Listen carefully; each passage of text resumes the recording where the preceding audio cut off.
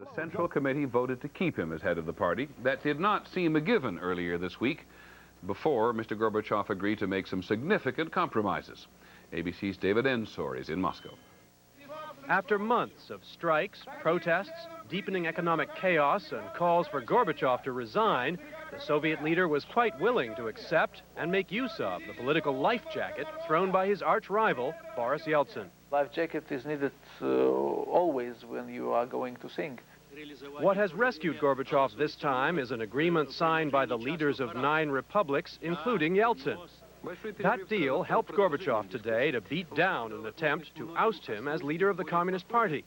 But it required Gorbachev to make major concessions. Under the deal, he agreed to give more power to the republics at the expense of the Kremlin in a new constitution which the republics will write. He promised to cancel a 5% tax on sales imposed only a month ago.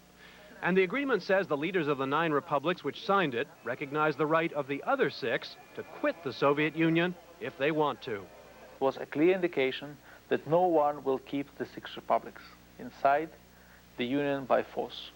But the agreement also makes clear that any republic that leaves will pay more for oil and other essentials, as Eastern European countries are already doing.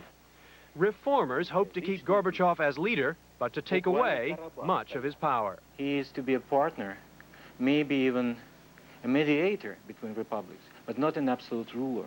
The time is over for any absolute ruler in this country. But none of this will please those Soviet activists who continue to believe a state of emergency is required, maybe even martial law. Tonight, they are continuing to collect signatures on a petition calling for a special meeting of Parliament to vote on whether Gorbachev should be forced to go. David Ensor, ABC News, Moscow. In Lithuania.